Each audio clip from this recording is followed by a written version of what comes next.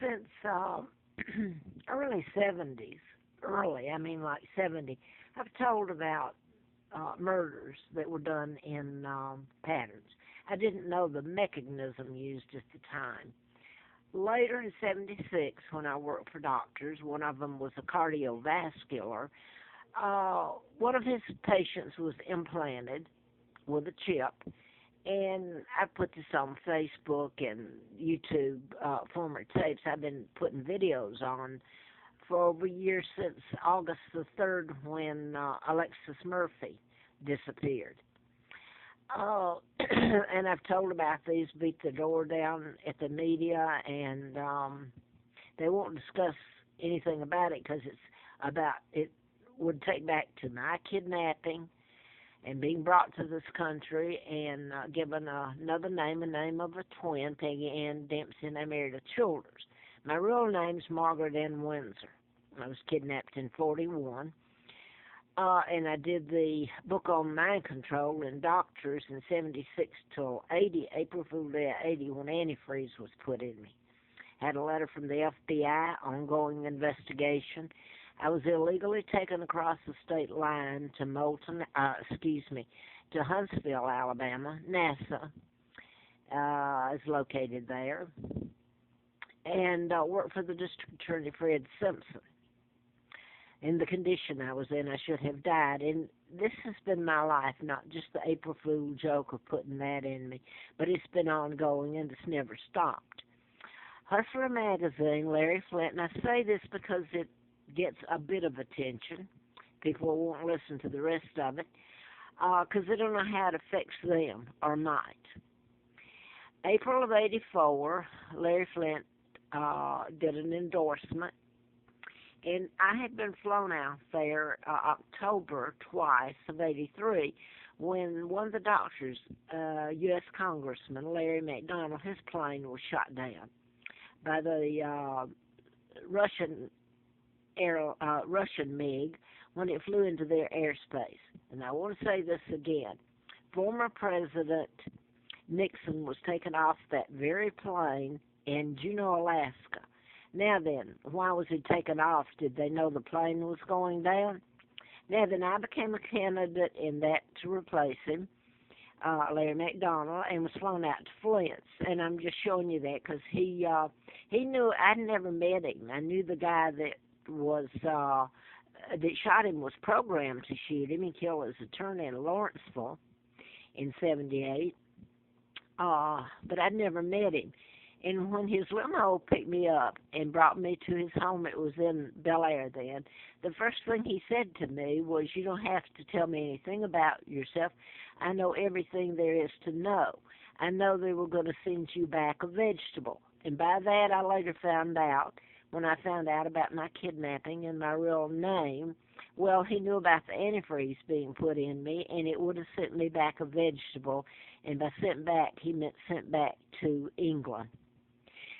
I wanted to show this. This is a mind control murder. It's done in patterns. It's a state trooper, Charles. I believe he's retired now, yeah. Now then, his daughter is Heidi. And this is a friend of hers, David Metzler. And they were found dead in the Jefferson National Forest. And this was after a state trooper's wife had brought me to Affordable Corporate Suites off Starkey Road in Roanoke. And, well, I won't get it. I put all this on other tapes. But anyway, it's almost like a response, a repercussion for it, or you name it. But no one mentions this. No one's ever been held responsible. And this was done in patterns.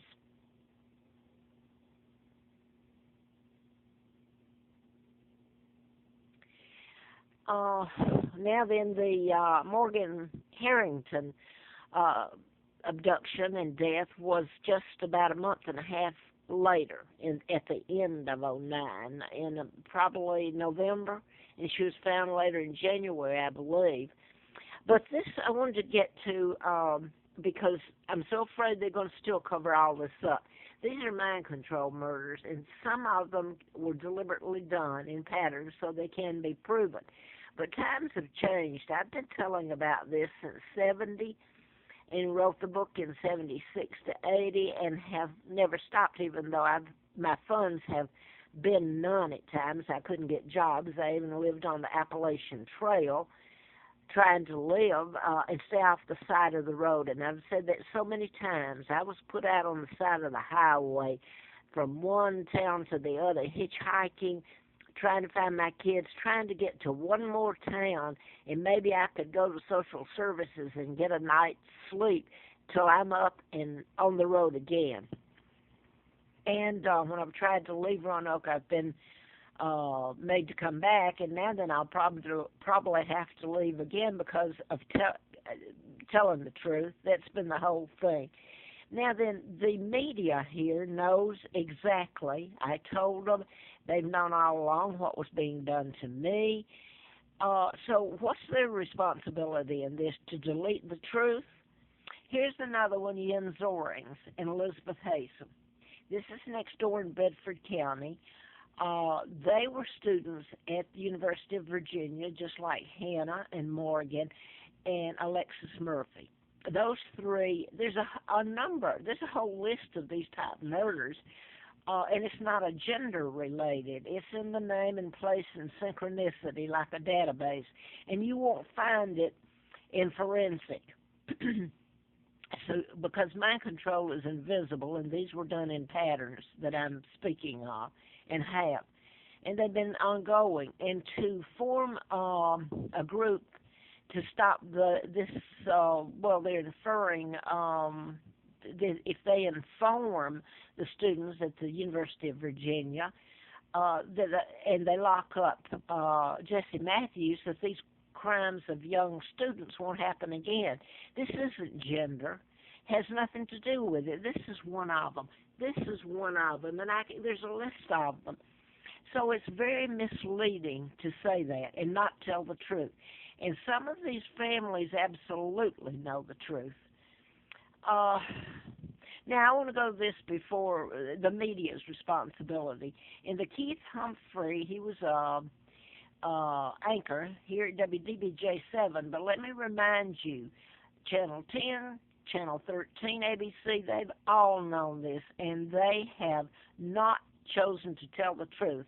They have told some lies about me, however, but Jens Orings was a diplomat, German diplomat's son, and our paths crossed just before I became a candidate and was flown out to Flint at Lovett School, or Lovell, I keep getting that confused. The name of it was a private school. Now, Elizabeth is a Canadian citizen, I believe, but they were both, her parents are Derek and Nancy Haysom. And this is totally a mind control murder. And Jens and Elizabeth were students and very good and well-liked at the University of Virginia in Charlottesville, where Hannah and Morgan went, and Alexis Murphy lived close by. So you're talking about the man, Jesse Matthews, just another victim of mind control. So to put him away and wash your hands of it and say you've informed people is nothing but a lie. He's a victim of mind control, a victim just like everybody else, all right, whether you want to believe it or not. And I ask you where the doctors and psychiatrists weigh in on this, because they absolutely, over the years, have to know. Now then, Jens is in Buckingham, Virginia State Prison, and Elizabeth was in Goochland.